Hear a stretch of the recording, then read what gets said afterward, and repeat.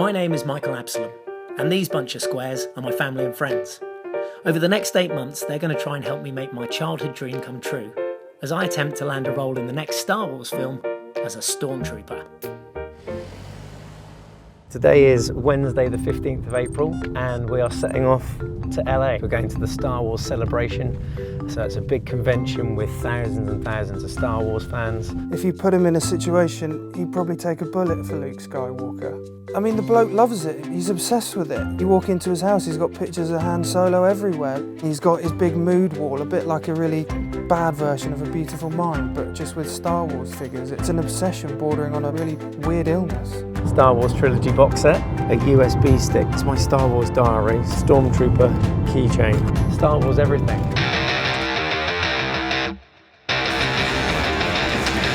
It's just like this and Darth Vader comes down the corridor. Los Angeles, baby! So excitable. You know, he's like a Labrador puppy. He's like a little child, essentially. A little child or a little bounding Springer Spaniel. 100% mad. Yeah.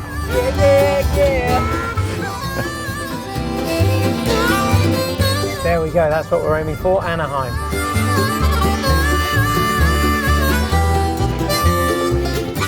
We have arrived.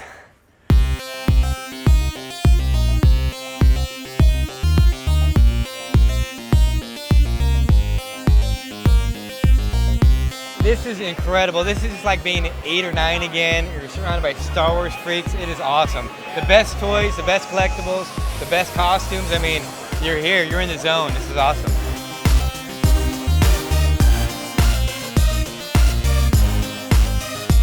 He realised that he was part of a group, part of a family. He wasn't an oddball. There's lots of people that are as fanatical about Star Wars as him. We've got all the stars here of Star Wars doing signatures. You can see there's like literally hundreds of people in the queues here either side of us. And they all pay money, I think, to come and get the stars' signatures. That is just cashing in, ka-ching, ka-ching, whatever it is, like 70 bucks a sign. This is our sneaky way of filming the Emperor. I'm pretending that I'm doing an interview here. We're miles away. This is a long shot, see? Nowhere near him. Now it's funny, whenever fans come up to my table, they look down at the picture and say, "Oh, you used to be so cute." I always look up to them like, what do you mean used to? You know, I know I let it go a little, but I didn't think I'd let it go that much. At the moment, we're just waiting for Anthony Forrest, who's one of the most famous Stormtroopers out there. And Anthony's character is actually the one that speaks to Obi-Wan Kenobi when they're looking for the droids. That's this guy right here. So we're going to go and ask him for a chat. He can only say no. It's all about pushing our luck on this journey, and hopefully he won't say no. Hopefully. Let's find out. Hi, how are you? Michael Absalom. We've come in from the UK with a little film crew. I was wondering if it was possible to interview you whilst you're just sort of signing for people. Would that be something you were happy to do? No. I know what he's like. He'll pester people in order to try and work out what his next step is, in order for him to get a little bit closer. People say the harder you work, the luckier you get, and I think he's a great example of that. I mean, he never gives up, he'll keep going, he won't take no for an answer. And with the main guy, Anthony Forrest, he told Michael no 3 or 4 times, and he kept on, he kept on, and he kept on, and in the end he got his interview. Purely, not the bloke didn't want to give him an interview or help him out, he just wanted to get rid of him. Just find out where they're filming and show up at the location.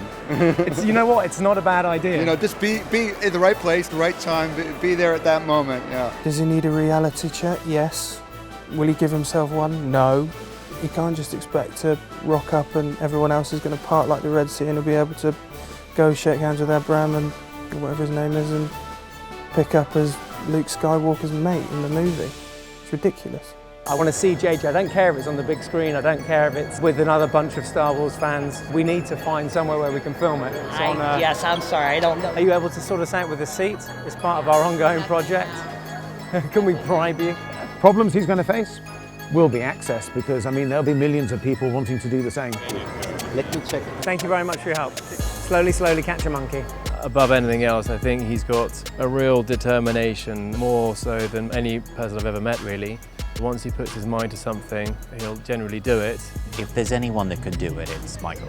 I wouldn't wish this on anyone else. I don't think anyone else is foolish enough. I mean, he's always trying to blag his way into something. Probably thinks he's good at it, but it's just more of an irritating tenaciousness. He's always there and he's always annoying someone, like a little Jack Russell you can't shake off to get into somewhere. He managed to interview pretty much everyone in the queue. I mean, there must have been thousands of people in that queue, and he went one by one. He had the patience to talk to every single one of them. Oh, I guess all excited about the new movie that's coming out. Star Wars was my entire childhood. And before you know it, he managed to make his way to the front of the queue, and then he swept up with all the other Star Wars nerds. And you know what? Right place, right time, and he got there.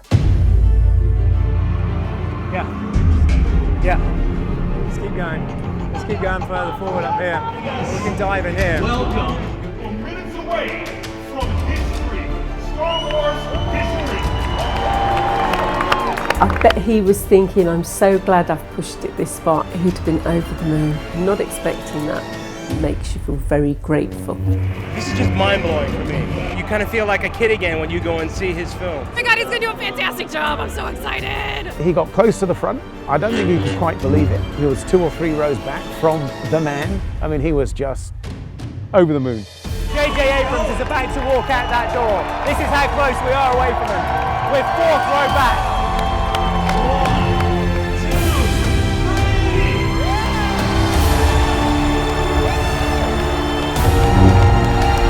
Come in, Stormtrooper, J.J.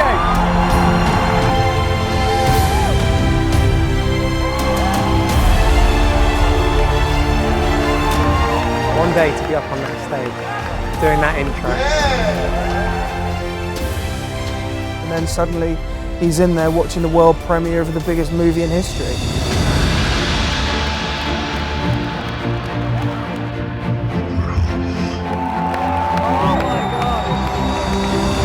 That's just a snippet.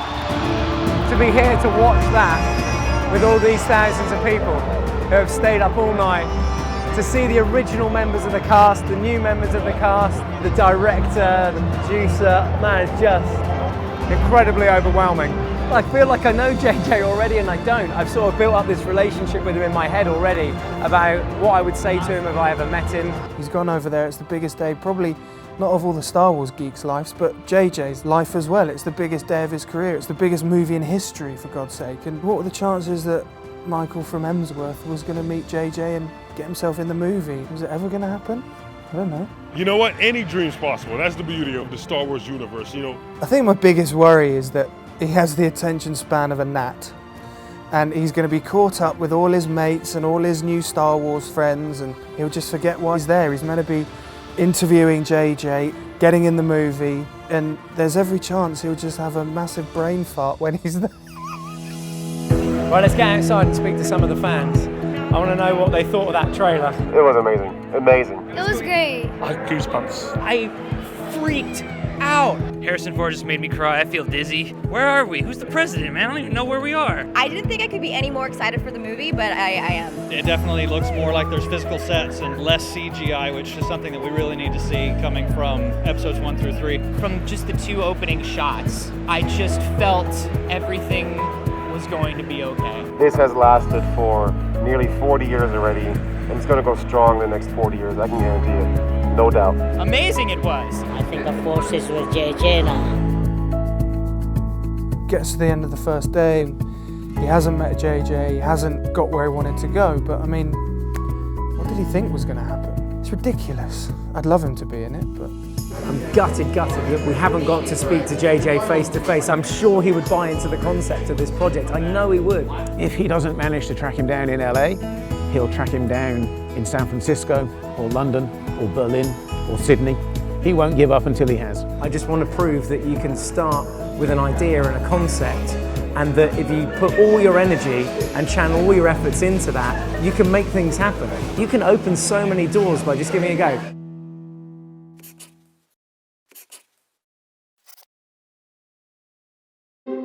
The big news tomorrow is we're taking the Stormtrooper outfit out of the box. We get back in amongst the fans, and we're going to really set this place alight in Anaheim. We're going to give them something all to talk about, and we're going to give it 110%. That's what we do. That's what you got to do if you want to be a Stormtrooper. You be careful they don't shoot you.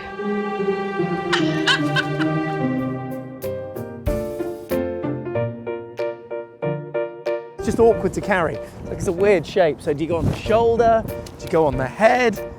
Do you go down? Oh gosh!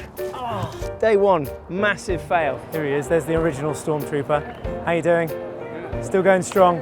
Good job. And then these are the new style ones, some competition. They seem to be a bit more popular. Out with the old and in with the new. Just want to grab it by the balls and just go, come on! We can do this, but what was your question again? We have just arrived at LAX. Things are looking good, although we are going the wrong direction. South, 105 South, we'll take it.